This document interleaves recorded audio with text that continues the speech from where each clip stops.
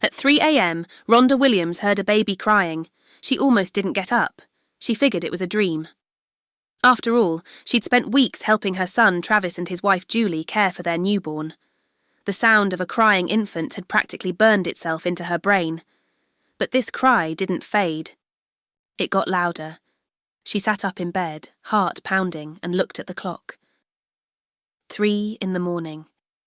The house was silent except for that unmistakable sound coming from outside her front door. She walked down the hallway slowly, telling herself, it was nothing. A cat. The wind. Anything but what her gut was already telling her.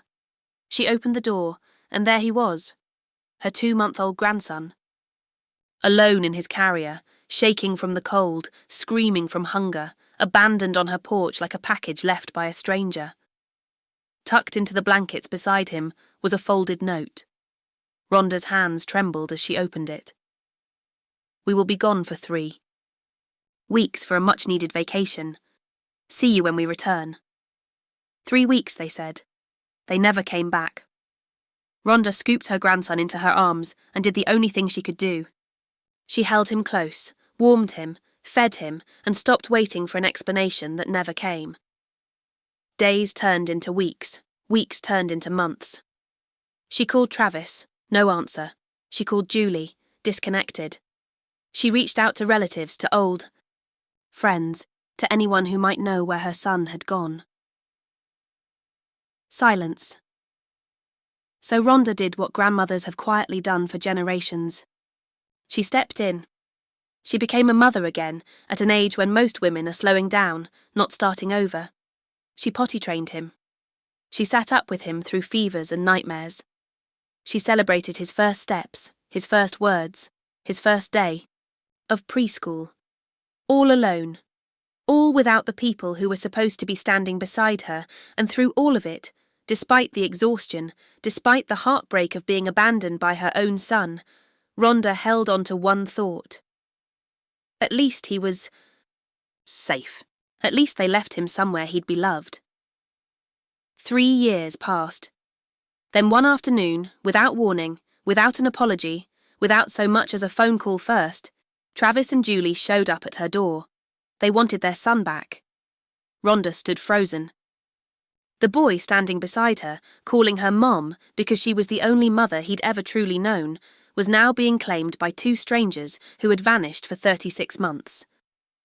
Travis said they were ready now. Julie said they'd changed.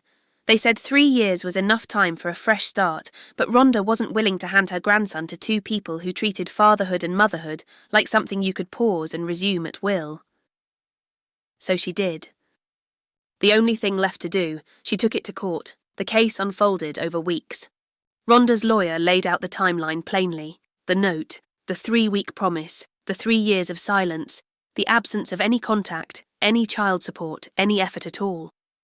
Travis and Julie's side argued they deserved a second chance.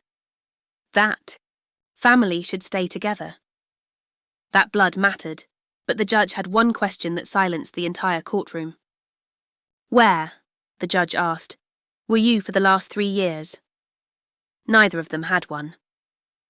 The ruling came down clearly and without hesitation. The child would remain in the custody of his grandmother, Rhonda Williams, the only person who had shown up for him every single day for 3 years straight. The judge didn't stop there. A restraining order was issued against Travis and Julie, barring them from unsupervised contact, and the warning that followed was sharp enough to leave no room for doubt. If they violated it, even once, they would go straight to jail. No warnings. No second chances. No more excuses. Travis and Julie left the courtroom that day, and they left town for good. No goodbyes, no closure. Just silence, the same silence they'd handed Rhonda 3 years earlier. But this time, the silence didn't break her, because standing beside her, holding her hand, was the little boy she had raised from a crying infant on a cold porch into a thriving, secure, deeply loved child who called her Mom, and meant it. Rhonda never asked to become a mother. Again at this stage of her life. It was never her plan. But when the moment came, When a baby was crying in the middle of the night and no one else showed up, she did. And in the end, the court didn't just protect a child. It recognised who had actually been showing up all along, because family isn't defined by who gave you blood, it's defined by who never left.